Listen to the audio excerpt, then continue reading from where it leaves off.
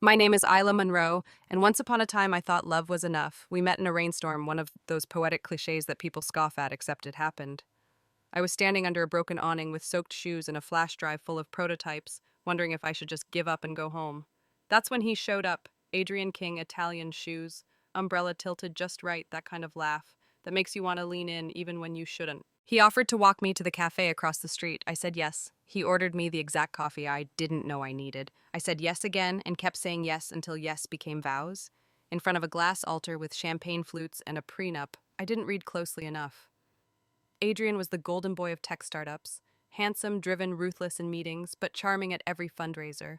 I was the architect behind the code, the one who stayed up until 3 a.m. debugging while he gave keynote speeches and kissed babies, and that was okay. We were a team. I thought we were building Maven, a predictive analytics company meant to revolutionize logistics. I believed in it. I believed in us. Until the night I stopped believing in anything at all. It was a Thursday. I remember that because I wasn't supposed to be home. I had a summit in Austin, 3 days of panels, meet and greets, and one painfully boring gala. But my keynote got postponed, and I figured, what the hell, I'll surprise him, bring home the sushi he loves. Slip into our bedroom with a smile.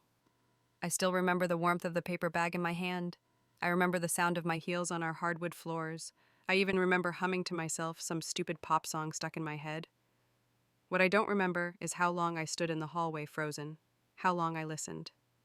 Her laugh was the first thing I registered, sharp, breathy. Then his voice lower, rougher. Then movement, the creak of the bed frame, the unmistakable rhythm of betrayal. I didn't drop the sushi, I didn't scream, I didn't barge in, I just watched.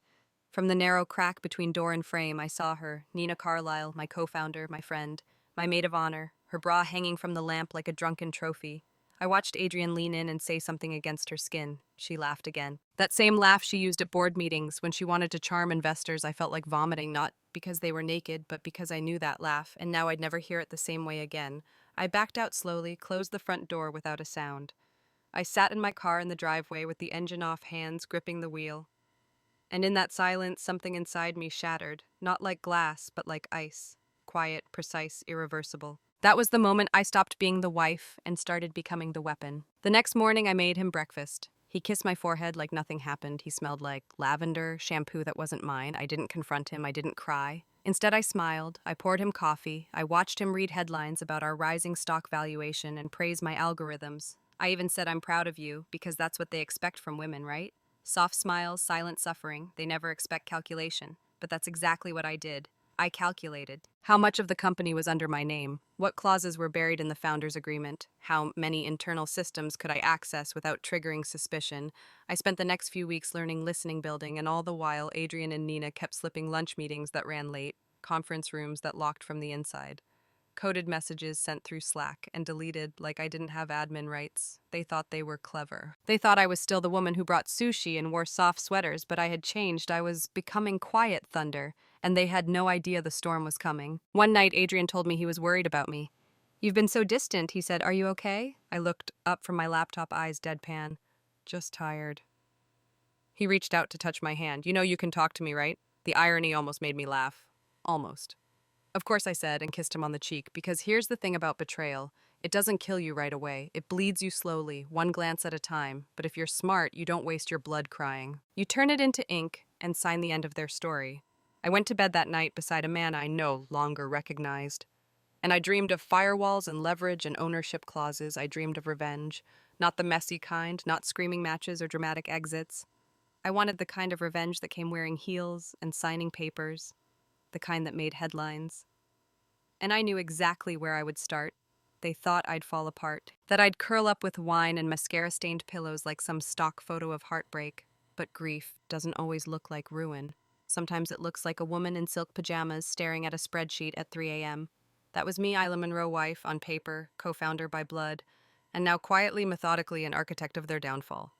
After the night I watched them, something in me calcified. No tears, no confrontations, just precision. While Adrian slipped into his affairs with Nina like a snake shedding its skin, I stayed close, cordial, predictable. The grieving wife in disguise, I greeted Nina with the same warmth as before. She flinched the first few times. She didn't know I knew. That gave me time. and time is a dangerous gift in the hands of someone who's done pretending. I started by studying my own company like I was the outsider, like I'd never built it, every policy, every clause, every line in the shareholder agreements that Adrian's lawyers drafted when they thought I was too emotional to read legalese. Oh, but I read, and what I found was gold. Adrian had a habit, one that came from arrogance. He put his name on everything but left the grunt work to me, the code base, mostly mine, the AI logic, entirely mine. He didn't understand the system enough to know it was traceable, that metadata holds fingerprints. Worse, he had no idea that I had quietly retained 55% ownership through a trust set up in my maiden name hidden 3 years ago during our first seed funding round. I was the majority shareholder. I just never needed to act on it. Until now. Phase 2 began with silence. I hired a cybersecurity consultant under the guise of testing vulnerabilities. In reality, I was tracking everything Adrian and Nina were doing under their shared confidential Slack channel. They thought it disappeared after 24 hours. It didn't. I watched them plot to edge me out, draft up memos to the board claiming I was showing erratic behavior. Nina even suggested I might be having a mental health crisis. Ironic, considering they were screwing in the break room, and Adrian, he was already rewriting his public image, shifting the narrative, positioning himself as the sole visionary behind Maven. He'd go on tech podcasts alone, say things like, "When I founded Maven, I always knew it would be more than data. When I founded Not We Not Isla, and I just Adrian, always Adrian." He thought he was erasing me. I was letting him build the stage. I'd be the one to pull the trapdoor. I remember the exact moment the board began turning on me. It was a Tuesday morning. The conference room smelled like burnt espresso and ambition. I walked in and felt it, this buzz of practiced sympathy and corporate coldness. Adrian stood arms crossed, doing his best impression of concern. "We care about your well-being, Isla. That's why we're recommending a temporary step back from executive duties. A wellness leave, a wellness leave." Like I was some fragile wife unraveling under pressure instead of the woman who wrote the very code that ran their systems. I nodded slowly.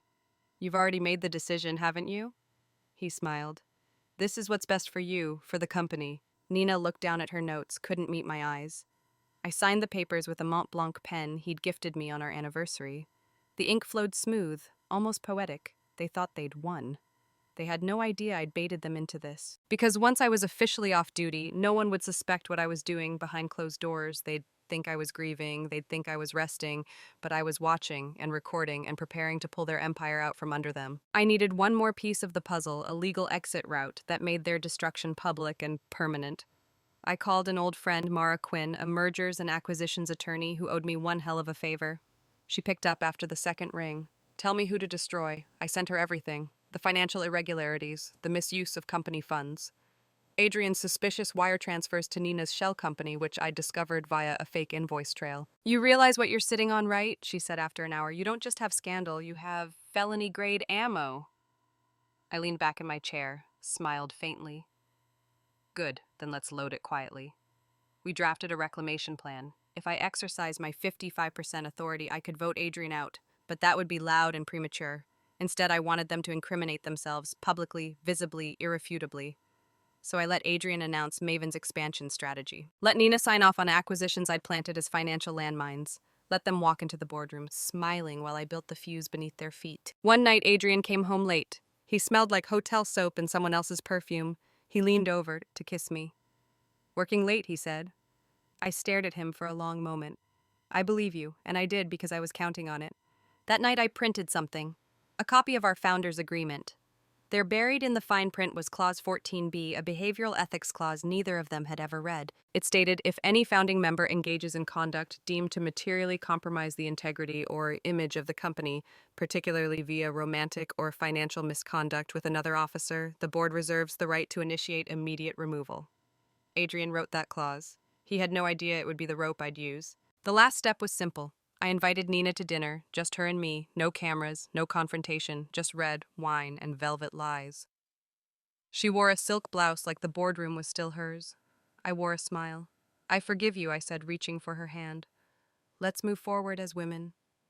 She hesitated, then nodded, and I leaned forward and kissed her. Not out of attraction, not out of rage, but because I knew she'd react with surprise, and I knew someone would film it. Because I'd arranged it, and that kiss, that was the trigger. The clause was activated, the plan was in motion, and the countdown had begun. I kissed her softly, deliberately, and I let the world see it. There are moments in life that don't feel real until they echo, until the silence after them is louder than a scream. That night, when my lips brushed Nina's, I saw the confusion in her eyes. She froze, then smiled, laughed it off. Wow, Isla, she whispered, still caught between discomfort and ego. What was that for? I tilted my head, took a sip of wine, and replied calmly, just sealing our future. She didn't know I had arranged for someone 2 tables away to film it. She didn't know the server who brought the dessert was wearing a discreet mic, and she definitely didn't know the kiss would be the match to the fire Adrian had been pouring gasoline around for months. But I knew, because I lit it. By morning, the clip had already found its way to the private group chat I shared with my legal team, Nina's lips on mine, my hand resting on hers. A single image, but damning in context. Because the moment Nina leaned in and smiled, she unknowingly violated the one clause neither of them had ever considered, Clause 14b, conflict of interest, via intimate conduct with any founding member. It wasn't just a technicality, it was a weapon, and it had a blade on both ends. She had already been under suspicion for embezzlement. Now she could be removed under ethical misconduct, and Adrian, he'd just become complicit again, because the thing about sleeping with your co-founder and kissing your wife in a public setting is eventually one of those actions betrays the other. They thought they were gods. They didn't know I had already rewritten the gospel. By noon, I was sitting in a conference room with tinted windows and bulletproof paperwork. Mara, my attorney, laid out the next move with surgical precision. We serve her the ethics violation tomorrow morning, she said, tapping the folder. Once she responds, we issue the shareholder vote. I nodded, and Adrian Mara smirked. He's going to defend her, which is exactly what we want. Because the only thing more incriminating than unethical behavior is defending it in writing. Adrian would rush to protect her. He'd send emails, make calls, he'd try to sway the board with legal arguments and loyalty speeches. All of it would be evidence I wasn't just going to remove them, I was going to let them build their own gallows, nail by nail. That night, Adrian came home with tulips yellow, the same kind he'd given me the day we closed Series A funding. You seemed a little off lately, he said, placing them on the table. Just wanted to remind you how far we've come. I smiled. You always know how to make it about you, I said gently. He laughed, not realizing I'd just told him the truth. He poured us wine, suggested we watch something light.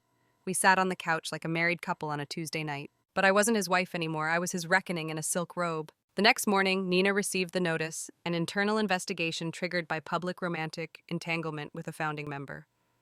Her assistant printed it. She read it 3 times. Her face drained of color. She stormed into Adrian's office. I watched on the internal security feed because I still had backdoor access, courtesy of the code I wrote. She waved the letter in front of him, like it could be burned through sheer rage. She kissed me, Adrian. It was a trap. He leaned back confused. What are you talking about? She knew what she was doing. She planted it. Adrian's face stiffened. Then we pushed back. We claim it was consensual but meaningless, that it wasn't misconduct. Do you hear yourself? She hissed. It's in the agreement. You wrote it. And there it was. The crack. The moment he realized this wasn't going away. I watched his jaw clench. She wouldn't do this. Isla's not what? Not calculated. You cheated in her bed, Adrian. What did you think she'd do? Cry? They didn't know the walls had ears, that every word they uttered in that office was being archived. Because I wasn't just reclaiming my company, I was building a case. Within 48 hours, I called for an emergency board meeting. 9 members, all handpicked back in the golden days when we still wore matching lanyards and dreamed of IPOs. They greeted me with tight nods and cautious eyes. Adrian and Nina arrived last. He wore his Navy Trust Me suit. She wore a blouse too stiff for her usual charm. I didn't flinch.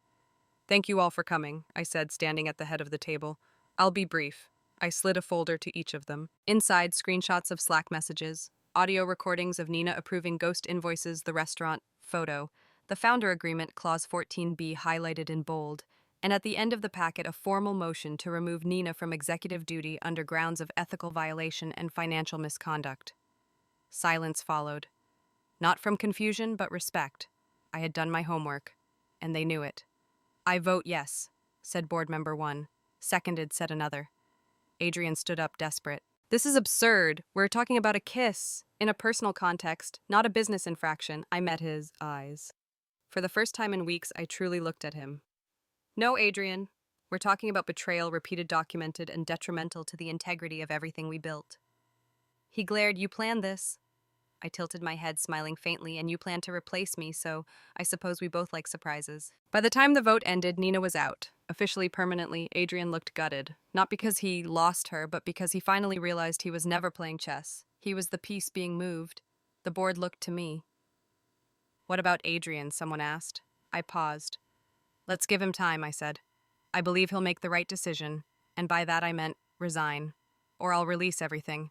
Because I wasn't finished. Not yet. Court doesn't begin with a bang. It begins with a door creaking open, a gavel tapping once, and the soft, suffocating rustle of tailored suits shifting in leather chairs. I didn't wear black. Too obvious, I wore gray, smooth-tailored merciless, like a storm that doesn't need thunder to drown a city. Adrian sat 2 tables away, flanked by a legal team he paid for with money I once raised. He wore the same smug expression he always used in investor meetings, chin-lifted fake sympathy in his eyes. He looked at me like I was fragile, like I might break. He didn't realize I was the one holding the hammer. The courtroom was sterile, clinical, but the air wasn't. It crackled with everything we didn't say. Attorney Mara placed the drive on the desk like a grenade with the pin already pulled. Adrian's lawyer opened the day with flair. Of course he did, Your Honor. We're here because a co-founder has acted erratically, unethically, and with malice. This is not about gender or jealousy. This is about control. He turned toward the gallery like we were on stage. Ms. Monroe, while brilliant, has exhibited patterns of obsessive behavior, emotional volatility, and questionable judgment. We have text messages, witness statements, and psychiatric notes that I stopped listening, not because it didn't matter, but because I had already read the script. I wrote a better one. The judge glanced at me. Miss Monroe, would you like to respond? I stood.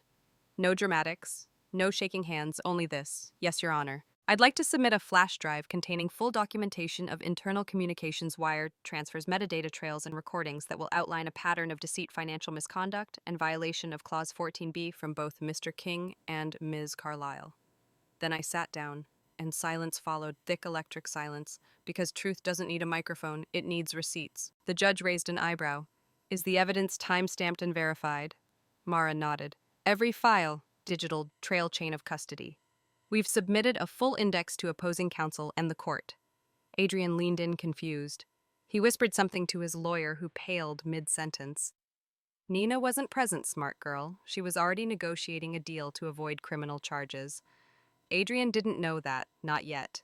He still thought this was a divorce in disguise, a power grab. A petty grudge. He hadn't realized this was an execution. Over the next 2 hours, the courtroom became a museum of his sins. Exhibit A Slack messages between Adrian and Nina, mocking board members and discussing phasing Isla out slowly. Exhibit B. Financial documents showing a flow of funds from Maven accounts into a shell company named Blue Fern Solutions, registered in Nina's name. Exhibit C. Internal memos written by Adrian, framing me as unstable, submitted weeks before he claimed any concern about my mental health. Exhibit D, audio from the office security feed, Nina yelling, "You cheated in her bed, Adrian!" And finally, Exhibit E. The Founders Agreement, Clause 14B, highlighted in red. Adrian's lawyer scrambled to reframe. This evidence, while compelling, does not reflect current mental capacity. We maintain that Ms. Monroe's judgment remains compromised. The judge glanced at me again.